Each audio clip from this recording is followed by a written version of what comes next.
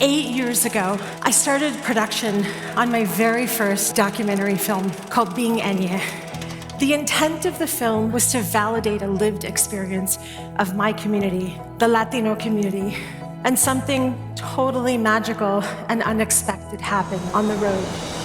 We screened the film to people of different ethnicities, different nationalities. I spoke to kids in middle schools and border towns, and I was in conference rooms of companies that I had to pinch myself.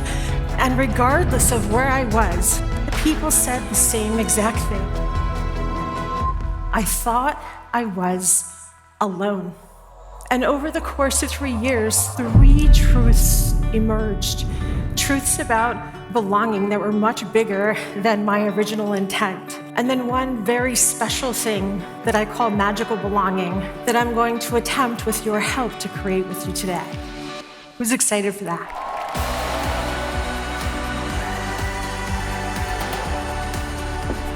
So one of the truths that emerged is called singular perspective theory, and it essentially means that the way I see the world is the correct way of seeing the world. And so what falls under that is an understanding of our ideological dominance, is what I like to say. And there's 2 dominant cultural descriptors. One's called collectivism and one's called self-reliance. Both of these belief systems are not similar in any way, shape, or form. The interesting thing about this is that we have no awareness of this unless we do. Nobody has to feel bad. There's no judgments at all. If you're Latino, you grew up with a belief system called collectivism. We prioritize what? Exactly. We prioritize family. We make decisions based on what's best for the group. Now, self-reliance is on the other end of the spectrum. Self-reliance focuses on the single person's strengths. If you were raised in a self-reliant household, you were likely taught to know your strengths. Get out of the nest at 18, right? When you leave, I'm making your room a closet. That's mortifying to me as a Latina mom. I would never make my daughter's room a closet. In fact, I tell my daughters I'll buy them a house if they would be willing to live next to mommy and daddy. I know. When you tell your employees, especially the diverse ones, to bring their full selves to work, they're left scratching their heads wondering if that's really the case. Authenticity is the source of your power, and authenticity is what belonging feels like. Denise absolutely rocked it. Everybody is still talking about you a day later. I'm Chinese American Southerner, but the story that she was telling just really resonated. It just made me feel like I was not alone either. She's incredible. The second truth that emerged is called positive interdependence. We are not all successful until each of us are successful. That's when we can all experience success. That's when we can all claim this group that we're all a part of feels like they belong, and then we're all going somewhere together. If belonging looked like anything, it would look like this.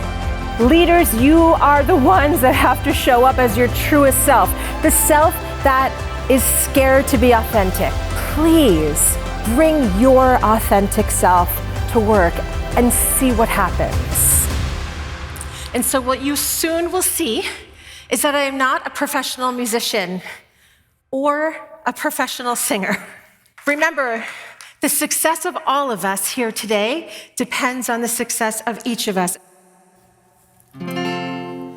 Hey Jude, don't make it bad. Take a sad song and make it better. Remember to let her into your heart. Then you can start to make it better. Someone singing? I want everyone here to think, do I want every single person here to experience belonging? And if the answer is yes, then how am I going to show my commitment to that? That is your work. You guys are awesome. But that is the work. Na, na, na, na, na, na, na. I want to move part.